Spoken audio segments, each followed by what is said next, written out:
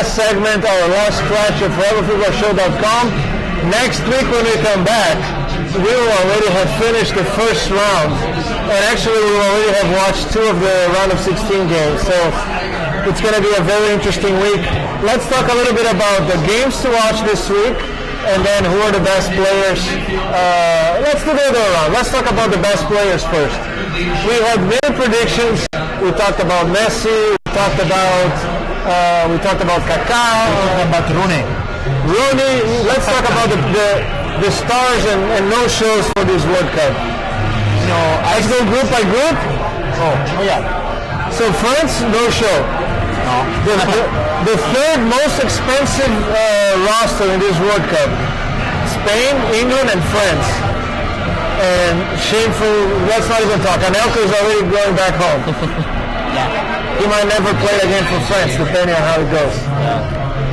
Argentina, Higuaín, I think, positive surprise. I think we had called that he could be a good you know that I don't like Higuaín too much, and I guess Messi is playing very well, even though he's missing some easy goals. But he's just wonderful, and I guess so far he's my favorite one, and he's playing very well. My favorite player of this World Cup for skill and importance to the team, Donovan. I would actually agree. I was going to bring that up. I think this is his World Cup. I think he's playing fantastically well. He's playing fantastically. He's carrying the LA Lakers. Congratulations to the LA Lakers, the LA Galaxy here in the MLS. And that I was a little bit critic of his play in the last play of the first half when it was still 1-0. Right before the second goal of Slovenia, there was a cross that went all through the 6-yard box, and Donovan didn't slide in. He just walked to the ball, very not focused. That was not how a player plays a World Cup game. But he showed me coming back to the second half just to. I heard that on TV, to make the goalkeeper of Slovenia a pass dispenser. He was just going to decapitate that guy. Yeah. But let's put it this way. Who is so far the player that you would buy for your team? And I have one. Well, for the one that we can afford, it's still Donovan. No, I'm not thinking about Napoli, sorry. I'm talking about Serie A. And if I could have some money, I would spend all the money for Bastos. Michel Bastos? Yeah. Oh, what a wonderful player. You know that in Brazil, people are criticizing him for being too much on attack. He's a good midfielder that is being played on his job back. I want him for my team. He's really good. Can you sell him? Oh, yeah, sure. Okay, thanks. He plays in Lyon now. Yeah, I know. It's very good.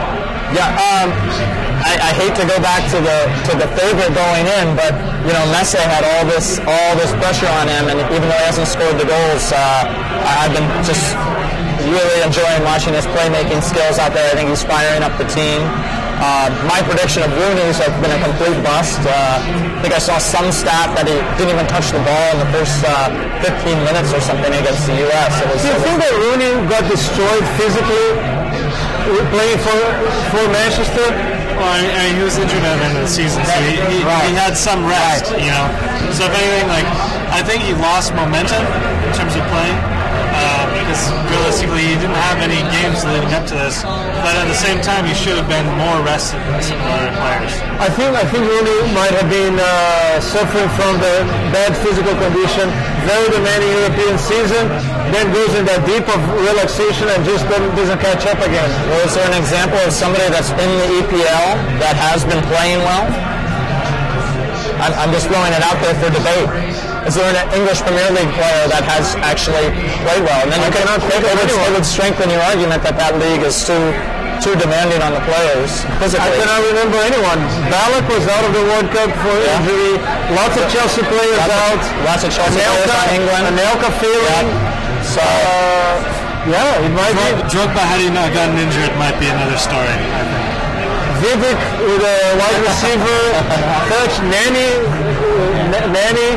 They're either injured or they're not playing well. Yeah, but even the injury in the friendly games can also be a reflection of a demanding season anyways. But as you said, I guess just let's wait. I agree, Rooney is not playing very well, but just late from the last game, maybe England can win the last game, they can make it, and they can start playing better, and then we can change our mind completely. My prediction was Snyder. He's playing well. I don't think he's doing this great job, even though because Holland is playing, all the team is playing well. But let's wait. It's too soon. I had called for top scorer Fabiano from Brazil. Yeah, I thought he was the player. I thought he's going to be the player with the biggest appreciation in market value in this World Cup, because a lot of people didn't follow him very much. He's been playing very well for Brazil. Andy Gray yesterday, he didn't even remember Fabiano's name in the Fox Soccer commentary. Biggest market appreciation might be the New Zealand goalkeeper from today. Sure. Where does he play? I don't know. As you said, they don't have a league there. No, they don't have a league, and actually, 2 or 3 of them, one working in a bank. It's okay, So I think Fabiano, and he was waiting. He was not scoring for many games, and today I think is when the gates is open now. More will pass through. So I was really happy for him as well. Any other players to call? Diego Forlan at Uruguay, I think has been playing well in that group. Was I still there? Oh, no. I was just agree.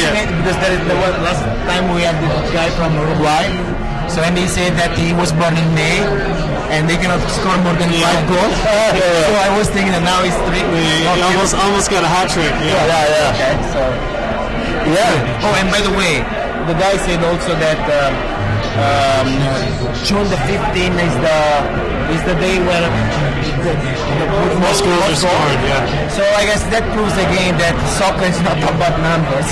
Brazil didn't contribute that much. North Korea is in the all betting polls. The country most likely to get the most goals in the first round, exactly because they were in the group of death. So far, Brazil didn't do that great against them. By the way, Brazil and Argentina are the 2 best attacking teams in the World Cup so far. 5 goals each. Germany lost the opportunity to get close to that. And I think with Robin coming back to the Netherlands, I think they're going to be looking just as dangerous as well. Will be interesting. Next week we were celebrating Germany. Today we are celebrating Brazil and Argentina. And it can change all over again. Maybe it can change again. Absolutely. Now, what are the games to watch this week? I would call for Chile, Switzerland, just to start. And then pretty much all the decisive games in Group C and D. I think those are the most incredible games to watch. Wednesday, big morning. Yeah. Everybody waking up early to watch that. So 7 a.m. Simultaneous broadcast. England will be playing, and so will U.S. And then we also have Brazil and Portugal, another of the colonized. We had already U.S. England. We'll have Chile and Spain, and we also have Brazil and Portugal. And if Portugal beat North Korea, they have also the chance to be first in their group. Exactly. They will play. Yep. So it's gonna be can be a good game as well. And it can be last Ronaldo's game in a World Cup. Who knows? It will be also interesting to see Italia-Slovakia. I don't think Italia. I don't know. You better stop making predictions with them. Let's go to score for U.S. Slovenia though. I think pardon me, U.S. Algeria. What's the score in that game? I'm going to say 2-1. I think the U.S. are going to start out slow again, and I think they're going to have to come back. I'll say 2-0 U.S. 2-1 United States. I was gonna go with one of you guys. I'll go with 1-0 just not to repeat, and so we can have a tie break. So, Jack, do you want to call U.S. Algeria? I'm going to add to the 2-1. Jack just said 6-1 to the United States. And Alexi Lala's out of ESPN and out of TV, back to be just a limited, mediocre bench player. Kulik is doing a great job there. Yes. Guys, this was FFS.com. We'll be back next Sunday, 5 p.m. as usual. And with the jersey to give away, a Mexico jersey signed by Ramon Ramirez. Excellent. So stay tuned, and you might get an official Mexican jersey. Who can be one of the finalists in this World Cup? Who knows? See you next week at FFS.com. Thank you.